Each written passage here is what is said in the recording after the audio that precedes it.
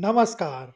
आज मैं आपको भगवान श्री गणेश के भक्ति गणपति स्वरूप की कहानी सुनाऊंगा। एक बार की बात है, स्वर्गलोक के दिव्य उपवनों में एक गंभीर गोष्ठी चल रही थी। मंदाकिनी के तट पर देवर्षि नारद, देवराज इंद्र और अन्य प्रमुख देवता एकत्रित थे। स्वर्ग के वैभव के बीच अचानक एक सूक्ष्म संशय ने जन्म ले लिया था। देवताओं के मन में यह प्रश्न उठा कि ईश्वर की प्राप्ति का सबसे विश्वसनीय मार्ग क्या है। उस सभा में मतभेद उभरने लगे। देवराज इंद्र का मानना था कि कठोर तप और नियमों के बिना ईश्वर को नहीं पाया जा सकता। उन्होंने तर्क दिया कि जिस प्रकार स्वर्ण को शुद्ध करने के लिए अग्नि में तपना ही पड़ता है, उसी प्रकार आत्मा को भी इंद्रिय निग्रह और कठिन साधना की ज्वाला में तपना अनिवार्य है। वहीं देवगुरु बृहस्पति ने ज्ञान और शास्त्रों पर बल दिया। उनका कहना था कि बिना वेदों के सूक्ष्म ज्ञान और यज्ञों की जटिलता को समझे ब्रह्म के साक्षात दर्शन असंभव हैं। जब वाद विवाद बढ़ने लगा, तब देवर्षि नारद ने अपनी वीणा की झंकार छेड़ी और मंद मुस्कान के साथ कहा, हम सभी उस मार्ग की चर्चा कर रहे हैं जो दुर्गम है। क्या ऐसा कोई मार्ग नहीं है जो अत्यंत सरल हो, एक ऐसा मार्ग जिसमें प्रभु स्वयं झुककर अपने भक्त को अपनी गोद में उठा लें? देवताओं की जिज्ञासा अब अपनी चरम सीमा पर थी। वे इस प्रश्न का उत्तर पाने के लिए सीधे कैलाश की ओर चल पड़े, जहां भगवान श्री गणेश ध्यानस्थ थे। जब वे वहां पहुंचे, तो उन्होंने देखा कि गजानन के चारों ओर एक अद्भुत शांति का घेरा था। देवताओं ने करबद्ध होकर प्रार्थना की, हे हेरंब, हे विघ्नहर्ता, हमारे मन में एक द्वंद्व है। क्या तपस्या की अग्नि और ज्ञान की जटिलता के बिना भी आपको पाया जा सकता है? वह कौन सा स्वरूप है जिसमें आप किसी योद्धा या न्यायाधीश की तरह नहीं, बल्कि एक करुणावतार पिता की भांति भक्त के सबसे निकट होते हैं?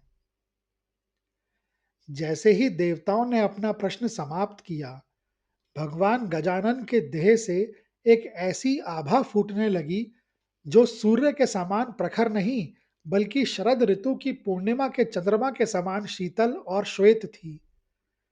देवताओं ने विस्मय से देखा कि प्रभु का वह प्रसिद्ध सिंदूरी रंग धीरे धीरे शुभ्र धवल अर्थात दूधिया सफेद वर्ण में परिवर्तित हो रहा था। उनके चारों हाथों में अब ना तो पाश था, ना अंकुश और ना ही कोई परशु। उनके हाथों में वह वस्तुएं सुशोभित थी जो एक निर्धन से निर्धन भक्त भी श्रद्धा से अर्पित कर सकता था। नारियल, आम, केला और खीर। प्रभु ने कहा, यह मेरा भक्ति गणपति स्वरूप है। भगवान ने मुस्कुराकर अपने प्रत्येक आयुध और प्रतीक का अर्थ देवताओं को समझाना प्रारंभ किया। देवताओं ने पूछा, प्रभु यह श्वेत रंग क्यों?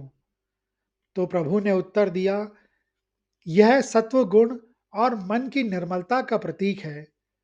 जब भक्त के हृदय से ईर्ष्या और मद का काला धुआं निकल जाता है, तब उसका मन इसी श्वेत रंग की भांति स्वच्छ हो जाता है। मेरी भक्ति के लिए हृदय का कांच की तरह साफ होना अनिवार्य है। प्रभु ने अपने एक हाथ में नारियल दिखाते हुए कहा, यह मनुष्य के अहंकार का प्रतीक है।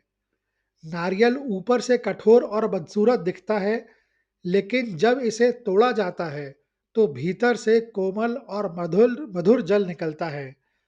जो भक्त अपने अहंकार की कठोर परत को मेरे चरणों में तोड़ देता है, उसके भीतर ही कोमलता मुझे अत्यंत प्रिय है। भगवान ने दूसरे हाथ में फल दिखाते हुए कहा, आम फलों का राजा है जो ज्ञान की मिठास का प्रतीक है, और केला वह फल है जिसमें कोई कठिन बीज नहीं होता। यह निस्वार्थ समर्पण को दर्शाता है।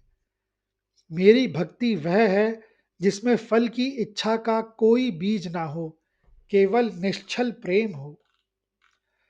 सबसे महत्वपूर्ण था उनके हाथ में रखा मधुर पायसम का पात्र।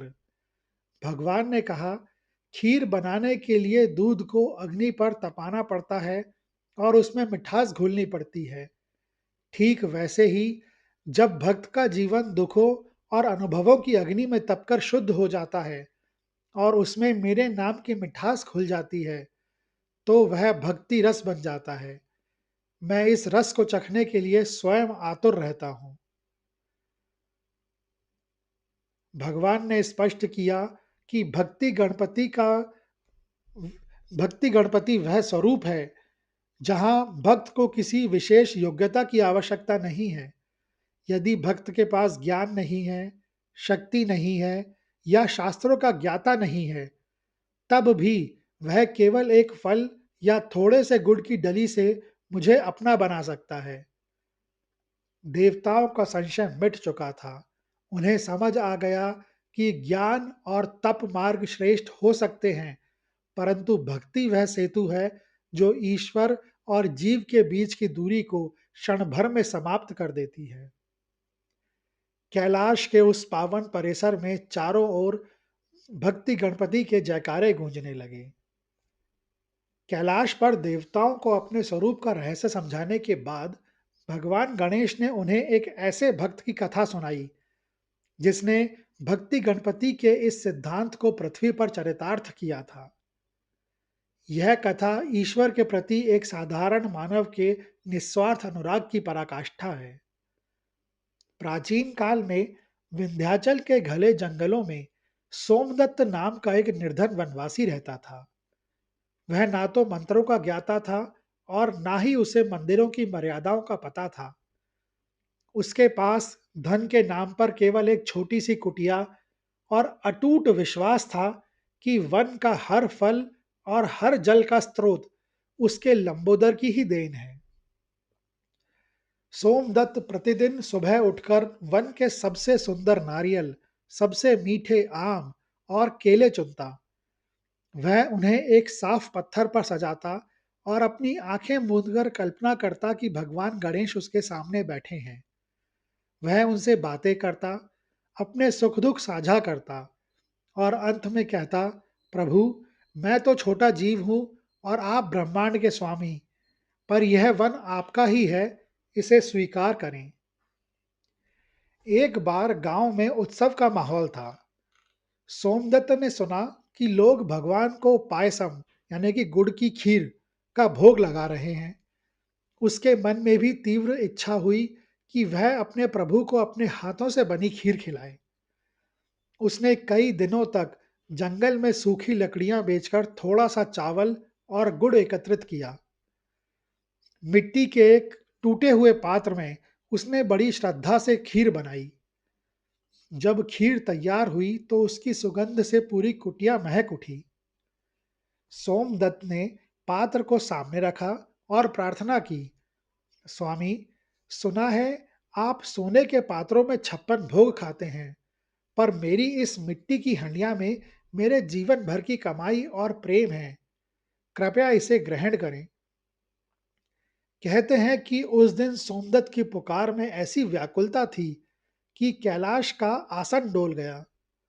जैसे ही सोमदत्त ने भोग लगाने के लिए आंखें बंद की, कुटिया में एक दिव्य श्वेत प्रकाश फैल गया। जब उसने आंखें खोली तो उसके सामने शरद पूर्णिमा के चंद्रमा जैसी चमक वाला एक विशाल और सौम्य विग्रह खड़ा था। वही भक्ति गणपति स्वरूप जिसके एक हाथ में सोमदत्त द्वारा अर्पित किया गया मिट्टी का वह पात्र था।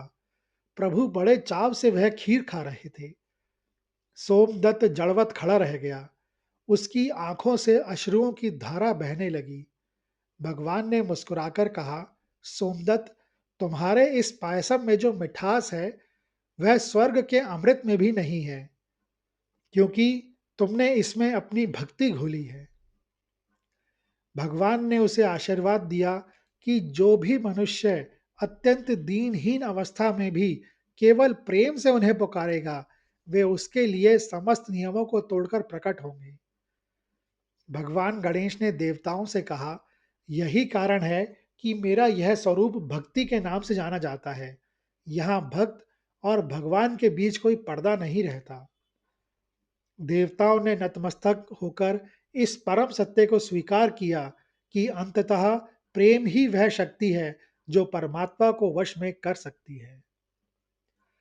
भक्ति गणपति स्वरूप से जुड़ी एक और सुंदर कथा भक्त सुदर्शन की आती है।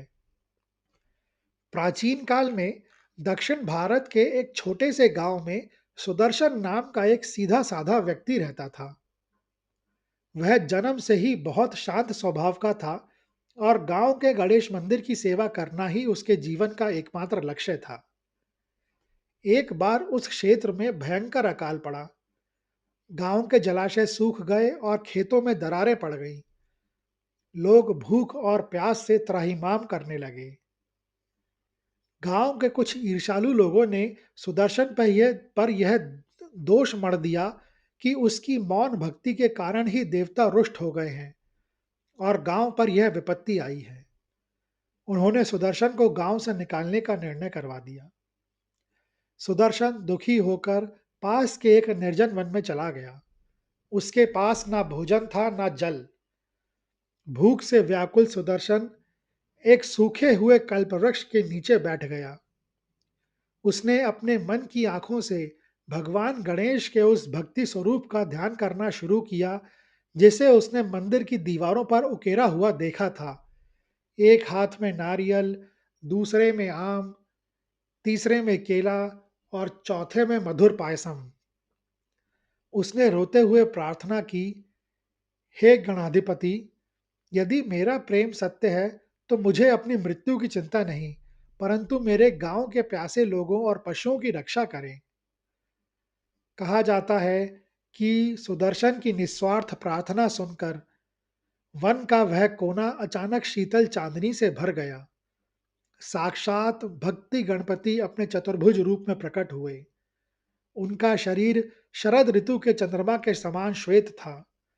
उन्होंने अपनी सूंड से सुदर्शन के सिर को छुआ और उसके सामने रखे मिट्टी के पात्र को अपने पायसम अर्थात खीर से भर दिया। भगवान ने कहा, सुदर्शन, तुम्हारी भक्ति ने मुझे यहाँ खींच लिया है। इस पात्र का जल और खीर कभी समाप्त नहीं होगी। सुदर्शन वह पात्र लेकर गांव लौटा। उसने उस पात्र से पूरे गांव को जल और भोजन कराया। फिर भी वह पात्र खाली नहीं हुआ। जैसे ही उसने उस पात्र का जल सूखी धरती पर छिड़का, आकाश में काले बादल छा गए और मूसलाधार वर्षा होने लगी। गांव फिर से हरा भरा हो गया। गांव वालों को अपनी भूल का एहसास हुआ और उन्होंने देखा कि सुदर्शन के पीछे साक्षात गणपति की एक धुंधली सी श्वेत परछाई खड़ी थी जो धीरे धीरे अंतर्ध्यान हो गई। यह कथा दर्शाती है कि भक्त गणपति का स्वरूप अक्षय अर्थात कभी न समाप्त होने वाला है। वे न केवल आध्यात्मिक शांति देते हैं बल्कि सांसारिक कष्टों के समय अपने भक्त के लिए रक्षक और पोषणकर्ता भी बन जाते हैं। यह कहानी सुनने के लिए धन्यवाद। अगर आपको यह कहानी अच्छी लगी हो तो कृपया इस वीडियो को ज़्यादा से ज़्यादा लोगों के साथ शेयर करें, लाइक करें व चैनल को सब्सक्राइब करें। कमेंट्स बॉक्स में लिखें, गणपति बप्पा मोरया।